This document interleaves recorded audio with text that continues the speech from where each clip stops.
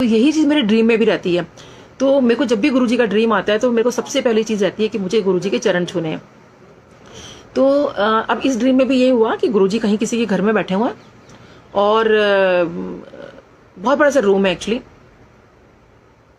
जब गुरुजी वहाँ बैठे हुए तो मेरे को बस ये लगता है कि मुझे गुरुजी के जाके चरण छूने हैं। तो मैं अंदर जाती हूँ, गुरुजी के चरण छूती हूँ मैं। तो गुरुजी के चरण छूते हुए गुरुजी मुझे कहते हैं, तू ना अपनी राइटिंग सुंदर बना। अब संगत जी मेरी राइटिंग थोड़ी इतनी अच्छी नहीं है, तो खैर मैं और उसका भी देखो मुझे कैसे गुरुजी ने आंसर किया कि देखिए वो लिखने का जो चीज़ है ना वो कैसे है एक्चुअली। तो हुआ क्या कि अच्छा मैं पहले अपना ड्रीम बता देती हूँ पूरा। तो उसके बाद ना ये राइटिंग के बारे में मेरे को बात बोलते हैं और कहते हैं कि फिर मैं राइटिंग ठीक करने लगती हूँ। लाइक गुरुजी मैं कहती हूँ कि अरे अगर मुझे कोई स्लेट मिल जाए, क्योंकि स्लेट पे राइटिंग बहुत अच्छी हो जाती है। तो मैं ना, लेकिन वो पेपर पेन होता है या कुछ होता है, आई डोंट रिमेम्बर एक्चुअली। फिर मैं बस ये है कि गुरुजी ने बोला कि राइटिंग सुंदर लिखनी है, तो मुझे राइटिंग सुंदर लिखनी है एक्चुअली अपनी। तो उसके बाद ना फिर गुरुजी कहीं उठ के चले जाते हैं। तो मैं फिर गुरुजी के पास मैं देखती हूँ कि अरे गुरुजी कहाँ चले गए। तो मैं देखती हूँ कि जो वो दूसरे रूम में कहीं है, तो एक बहुत बड़ा सा हॉल है एक्चुअली वहाँ पर। और उसमें कुछ मूव कलर का मुझे याद है, बहुत सुंदर सा कुछ बहुत प्यारी सी दीवार बनाई है उसकी और बहुत अच्छा सा है। तो गुरुजी वहाँ पे खड़े हुए हैं एक्चुअली। तो जब वहाँ गुरुजी खड़े हुए हैं तो मैं एकदम अंदर जाती हूँ। तो गुरुजी मेरे को कहते हैं कि ऐसे चलो पाठ करो। मेरे को ऐसे बोल, चलो पाठ करो। तो मैं तुमसे कहती हूँ हाँ जी, मतलब ऐसे होता है ना, कोई एकदम किसी ने बोला।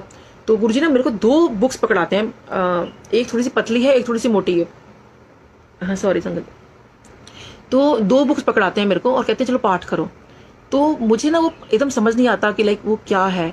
तो लेकिन जहाँ संगत जी मुझे जो जब मैं सो के उठी तो वो जो पाठ मेरे दिमाग में चल रहा था, दैट वाज द जपजी पाठ, कि जपजी पाठ का पाठ करना है। बट जब मैंने कहीं सत्संग कहीं शेयर किया तो किसी ने कहा आंटी वो मोटी सी बुक तो सुखमणि पाठ है और जो पतली सी बुक है दैट है दुख भंजनी पाठ। तो आप ना दुख भंजनी का पाठ करो, आई थिंक यही शायद मैसेज मिला है। और मैंने ना फिर किसी एक आंटी, एक पुरानी संगत है आंटी, तो मैंने उनको कॉल किया क्योंकि उन्होंने बोला मेरा नाम मत लिया करो, इसलिए I am not taking the name.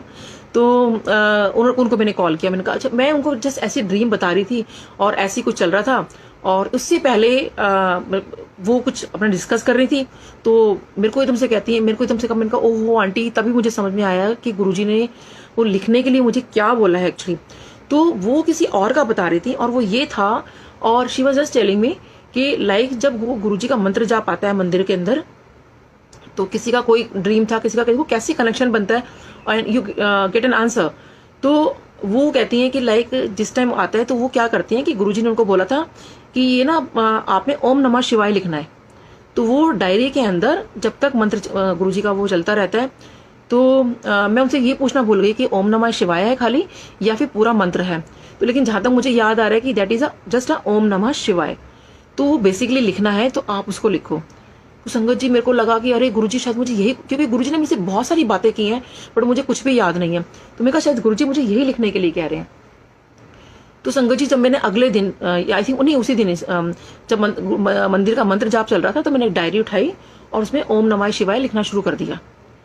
तो संगत जी आप बिलीव करना, मेरे को सच में मेरे को लगा, मैंने कहा वाकई मेरी राइटिंग कितनी खराब है कि मुझसे, क्योंकि शायद मैं इतने सालों बाद वो हिंदी भी लिख रही थी। और लेकिन जो भी है कि वट एवर इट इज, कि वो राइटिंग मतलब मुझे लगा शायद गुरुजी चाहते कि सुंदर सुंदर लिख। तो वो मेरे को अपना आंसर मिल गया उस चीज़ का।